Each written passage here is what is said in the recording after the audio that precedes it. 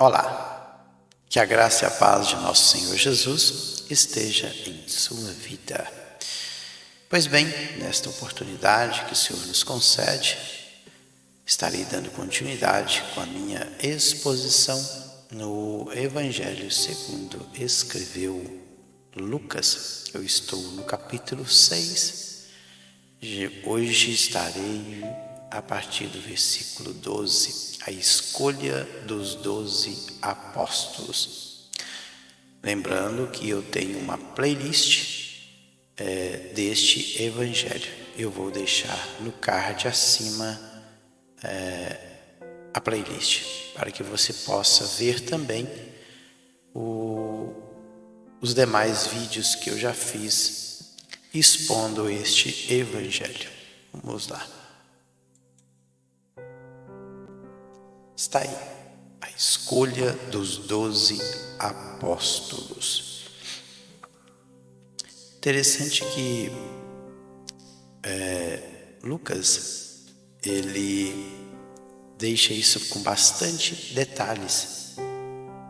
E também Mateus, ele fala sobre isso. Mateus, no capítulo 10, ele fala: e chamando os seus 12 discípulos, deu-lhes o poder sobre os espíritos imundos para os expulsarem e para curarem toda enfermidade, todo mal. E aqui em Lucas ele dá bastante detalhes. Vamos ver o que diz. Naqueles dias retirou-se para o monte a fim de orar e passou a noite orando a Deus. Engraçado é que antes da escolha dos 12, Jesus ele retirou-se para um monte a fim de orar. E Jesus orava bastante. Passou a noite orando a Deus. Que o exemplo de Jesus, no que se diz respeito à oração, possa falar conosco também nos dias atuais. Ele passava a noite em oração. E lembrando que Jesus, ele era Deus, ele é Deus, mas como homem aqui na terra, estou colocando a conjugação no passado, é porque como homem aqui na terra, Jesus, ele era Deus. Ou seja, homem e Deus. Só que quando Jesus ele veio e ele tomou a forma humana, ele nasceu de uma mulher, ele abriu mão da sua glória.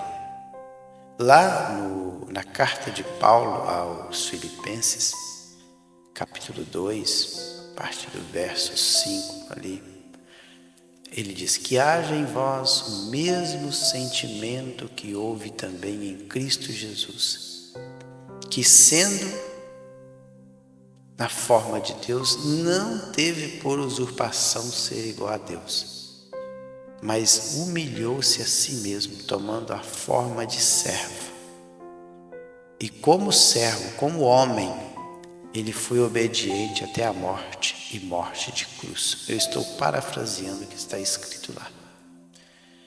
Então diz que lá, sendo Deus, ele tomou a forma humana, ele se fez homem e ele esvaziou-se a si mesmo, ou seja, ele abriu mão da sua glória, do seu poder. Ele não deixou de ser Deus, ele continuou sendo Deus, mas naquele momento ele abriu mão. E como homem, ele sentiu essa necessidade de orar. E agora, diante de uma tarefa tão difícil, que era escolher para si 12 homens, a fim de que esses 12 homens pudessem auxiliá-lo na tarefa que duraria ali aproximadamente 3 anos, necessitava de muita oração. Por isso que ele passou a noite orando a Deus. E quando amanheceu, olha aí, quando amanheceu, versículo 13, chamou a si os seus discípulos e escolheu 12 dentre eles. Então, veja que ele tinha mais discípulos. Ele tinha muitos discípulos. Teve um certo episódio em que ele enviou 70 discípulos. Ele enviou de 2 em 2, 70 discípulos. Então, 35 duplas ele enviou para fazer a obra do Senhor. Mas apóstolos, somente 12. É o colégio apostólico. Então diz aí que dentre quem? Os discípulos, dentre os discípulos que ele tinha, ele escolhe 12, os quais deu também o nome de apóstolos. Porque uma coisa é discípulos, outra coisa é apóstolos. A palavra discípulos, na língua grega, é matetes. E matetes significa aprendiz, pupilo, aluno. E apóstolos, interessante que esta palavra ela somente foi transliterada do grego para o português, porque lá no grego também está aí do lado direito da tela, também é apóstolos. Mas o que é apóstolos? Apóstolo é um mensageiro, um delegado, alguém enviado com ordens. Então, apóstolo é aquele que é enviado. É um substantivo aí masculino. E ele vem do verbo apóstolo. Apóstolo. Ou seja, alguém ordenado a ir para um lugar estabelecido.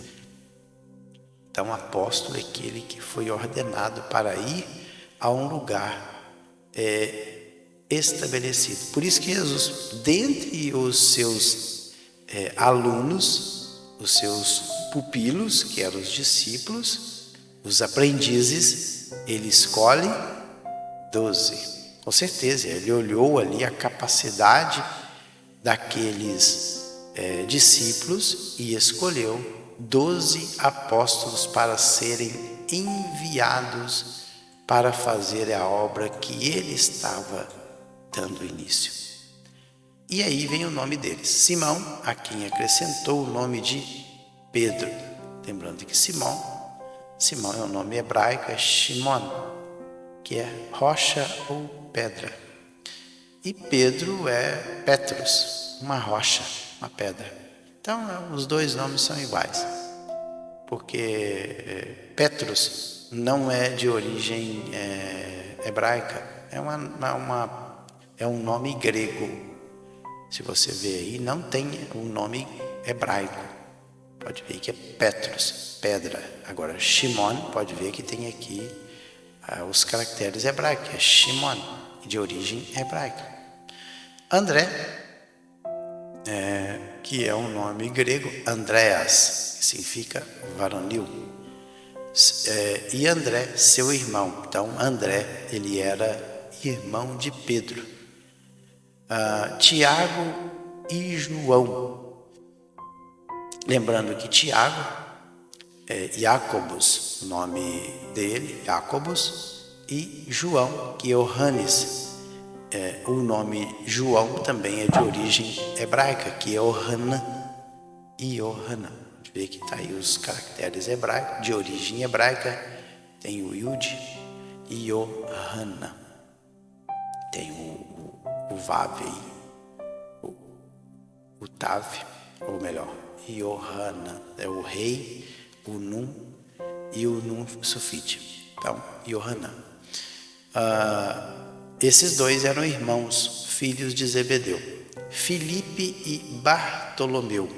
Filipe aí é um nome grego também, é Filipos, que é amante de cavalos. e Bartolomeu. Esse nome também, ele é de origem hebraica, é Bar-Tolmai. Bar-Tolmai é filho de Tolmai. Então, pode ver que está aí, a palavra grega, Bar-Tolmai, é filho de Tolmai.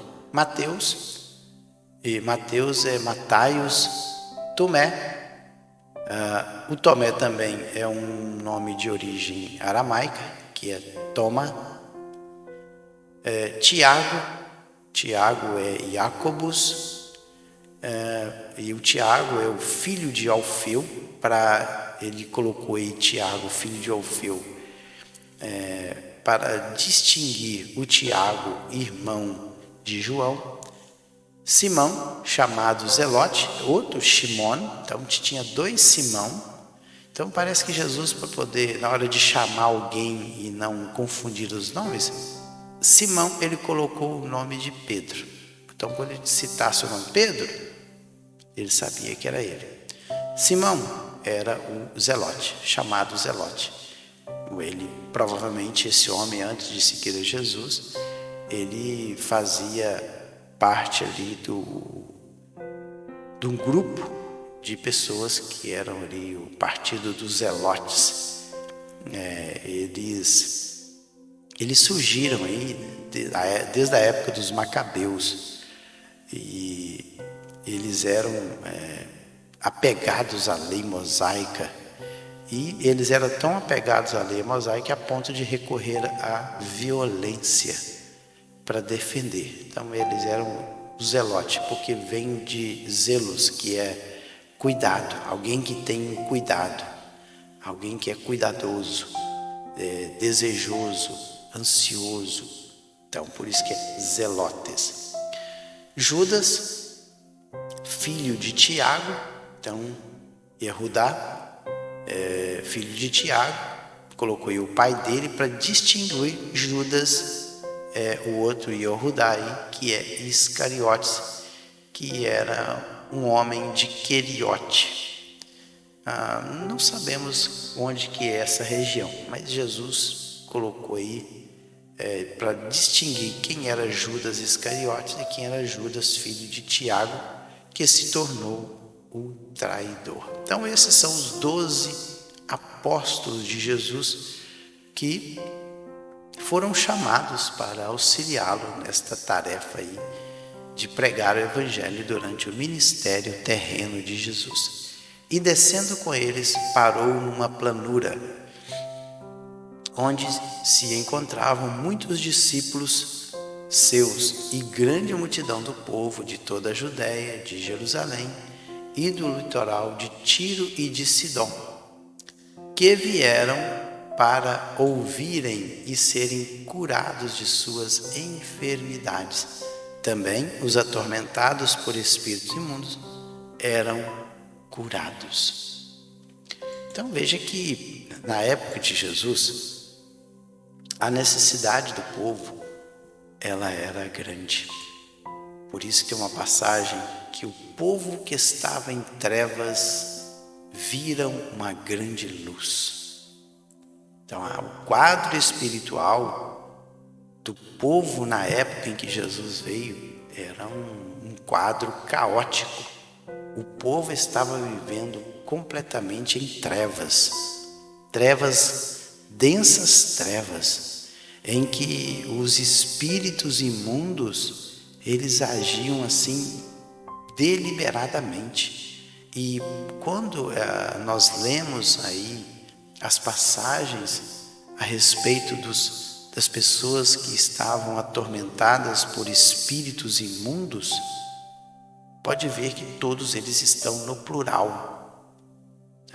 Também os atormentados dos espíritos imundos, eles eram curados. Engraçado que ele usa aqui não que eles eram libertos. Provavelmente esses espíritos imundos, eles, além de possuir o corpo dessas pessoas, esses espíritos imundos, eles também causavam enfermidades nessas vítimas, porque o termo grego aqui para eram curados, e pode ver que também tem um ponto e vírgula aqui, porque primeiro que vieram para o ouvir e serem curados de suas enfermidades ou doenças, nossos, que é o termo grego. Também os atormentados, oxrel, que é o que é perturbados, molestados, a palavra atormentados aí, perturbados, aborrecidos, molestados. Por quem? Por espíritos, aí é pneuma, espíritos imundos, acatartos, que é uma espécie de espírito maligno, eram curados. E o termo grego para curados é terapeu. Terapeu é o que? Sarar, curar, restaurar a saúde. Então, por isso que eu entendo que quando Lucas, sendo médico, ele usou esse termo aqui e eram curados, é porque após essas pessoas aqui serem possuídas por esses espíritos imundos, esses espíritos eles traziam enfermidades para os corpos dessas pessoas. Então, quando Jesus ele expulsava os demônios dessas pessoas, imediatamente elas eram curadas. Além de serem libertas do espírito imundo, elas também eram curadas das enfermidades, como está no texto. Então, por isso, porque em alguns lugares da Bíblia diz que Jesus ele expulsou os demônios, como por exemplo, daquele gadareno. O homem tinha uma legião de demônios. Pode ver que Jesus pergunta: qual é o seu nome? Legião, porque somos muitos. Se formos basear na legião romana, a legião romana tinha entre 6.000 soldados. Então seria muitos demônios possuindo o corpo de uma pessoa. E Jesus ele expulsa os demônios daquele gadareno. Agora, no caso deste relato aqui de Lucas, diz que aqueles que eram atormentados por espíritos imundos, eles eram curados.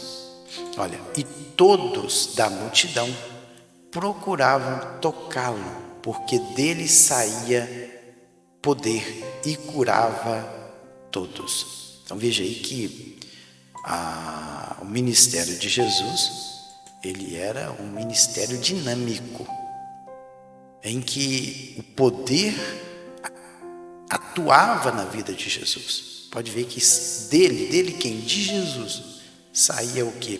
Poder. E o poder aí é uma palavra grega que é dunamis. Dunamis é força, poder, habilidade. Então, as pessoas somente de tocá-lo, quando as pessoas o tocavam, automaticamente saía dele poder, e diz o texto, e curava todos. Lembra da mulher do fluxo de sangue? Ela somente falou: somente tocar serei curada.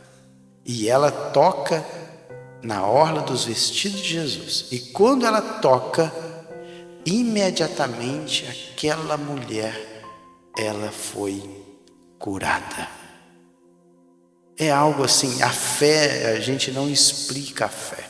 A fé é algo inexplicável. Somente o fato de alguém tocar, quando toca naquela pessoa, dela ali sai poder.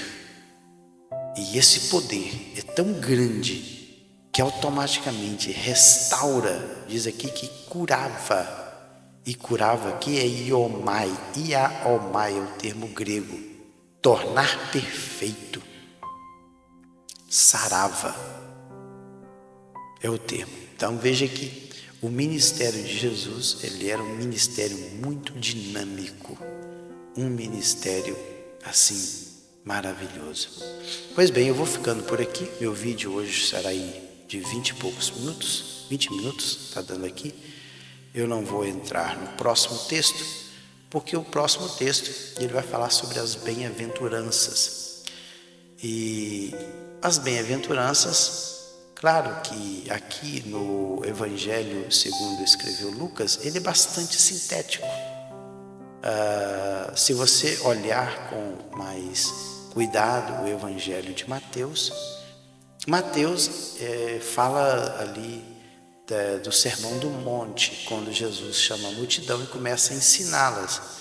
E lá no Sermão do Monte, onde também está as bem-aventuranças, Mateus capítulo 5, na verdade lá em Mateus, o sermão que Jesus, ou o ensino de Jesus ali naquele monte, ele teve ali, Mateus, melhor dizendo, ele teve o cuidado de registrar isso com mais detalhes do que Lucas. Claro, ele fala sobre as bem-aventuranças, Mateus, mas também ele acrescenta mais coisas que Jesus ensinou nesta oportunidade. E lá são capítulos 5, 6 e 7 de Mateus, em que Jesus ele ensina a multidão em um monte. O monte nós não sabemos qual é.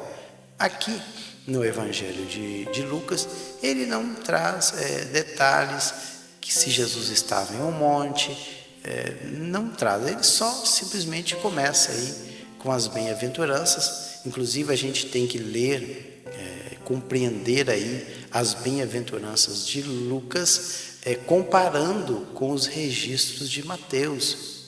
Por exemplo aqui, lá no Mateus, deixa eu buscar aqui Mateus capítulo 5, que é a primeira bem-aventurança, só para vocês terem noção. Mateus capítulo 5, versículo 3. Lá em Mateus, o versículo 3 diz: bem-aventurados os humildes de espírito, porque deles é o reino dos céus. Então veja que aqui no Evangelho de Lucas, depois nós vamos falar isso com mais detalhes no próximo vídeo. Aqui no Evangelho de Lucas ele fala os pobres somente. Só que lá no Evangelho de Mateus ele fala que é bem-aventurado os humildes de espírito. Então por que Lucas usou pobres e por que Mateus ele usa humildes? Tem certas traduções também que fala que é pobres de espírito, porque o termo grego lá para humildes é pitorros, e pitorros é reduzido à pobreza. Mas alguns tradutores, eles preferiram humildes de espírito. Mas o certo, a tradução correta seria pobres de espírito. Mas isso é um assunto para o próximo vídeo.